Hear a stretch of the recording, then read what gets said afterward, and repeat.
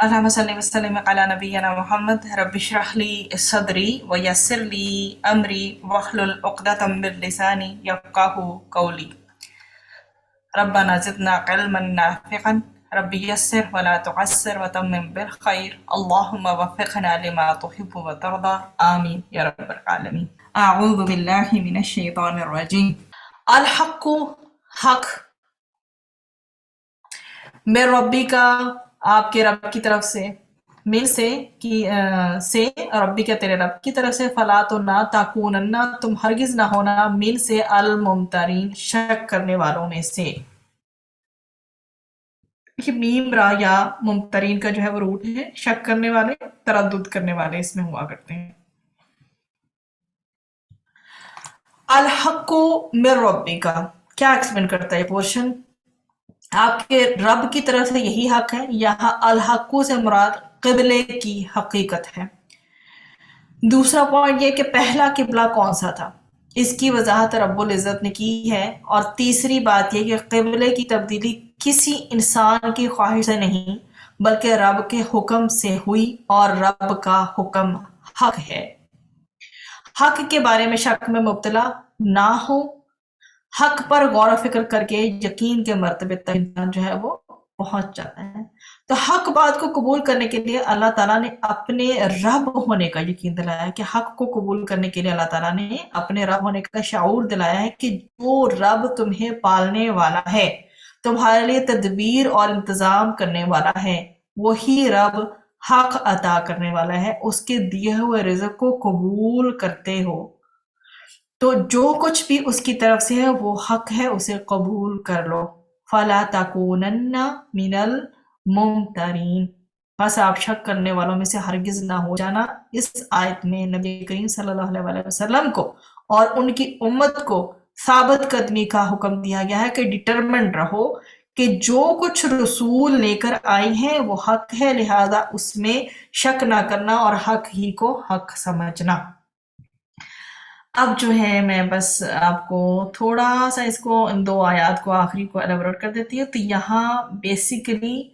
جو آخری دو آیات ہیں، اس میں آیت نمبر 146 میں بیسیکلی جو تشبیہ دی گئی ہے، بیٹوں سے جو تشبیہ دے کر بتایا گیا ہے کہ یہ لوگ جس طرح اپنے بیٹوں کو پوری طرح پہچانتے ہیں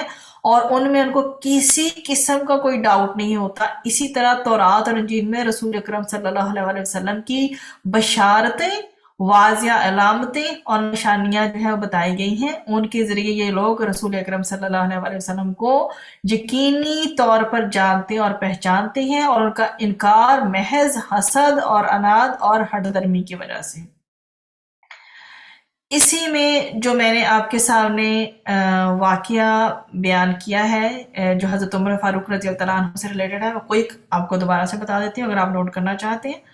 تو ایک مرتبہ حضرت عمر فاروق رضی اللہ عنہ نے حضرت عبداللہ بن سلام سے، جو یہودیوں کے زبردست علامہ تھے، یہ ہم پڑھ کے آ چکے ہیں، پوچھا کہ کیا تم حضرت محمد مصطفیٰ صلی اللہ علیہ وسلم کو ایسے ہی جانتے ہیں جس طرح اپنی اولاد کو پہچانتے ہو؟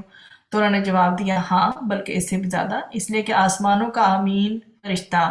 زمین کے امین شخص پر نازل ہوا اور اس نے آپ صلی اللہ علیہ وسلم کی صحیح تعریف بتا دی۔ یعنی حضرت جبرائیل علیہ السلام حضرت عیسیٰ علیہ السلام کے پاس آئے اور پھر پروردگار عالم نے آپ صلی اللہ علیہ وسلم کی صفتیں بیان کی جو سب کی سب آپ صلی اللہ علیہ وسلم میں موجود ہیں۔ پھر ہمیں آپ صلی اللہ علیہ وسلم کے نبی برحق ہونے میں کیا شک رہا؟ ہم آپ صلی اللہ علیہ وسلم کو بے یک نگاہ کیوں نہ پہچاننے، بلکہ ہمیں اپنی اولاد کے بارے میں شک ہے، اور آپ صلی اللہ علیہ وآلہ وسلم کی نبوت میں کسی شک میں ان کے بارے میں کوئی شک نہیں۔ غرض جس طرح لوگوں کے بڑے مجمع میں ایک شخص اپنے لڑکیوں کو پہچان لیتا ہے، اسی طرح آپ صلی اللہ علیہ وسلم کے اوصاف جو اہل کتاب کی آسمانی کتب میں ہیں وہ آپ صلی اللہ علیہ وسلم میں اسی طرح نمایاں ہے کہ ایک ہی نظر میں ہر شخص آپ صلی اللہ علیہ وسلم کو جان جاتا ہے۔ پھر فرمایا کہ اس علم حق کے باوجود یہ لوگ اسے چھپاتے ہیں، اس لیے اللہ تعالیٰ نے اپنے نبی صلی اللہ علیہ وسلم اور مسلمانوں کو ثابت قدمی کا حکم دیا اور تاکید فرمائی کہ تم حق کے حق ہونے میں ہرگز شک و شبہ نہ کرنا۔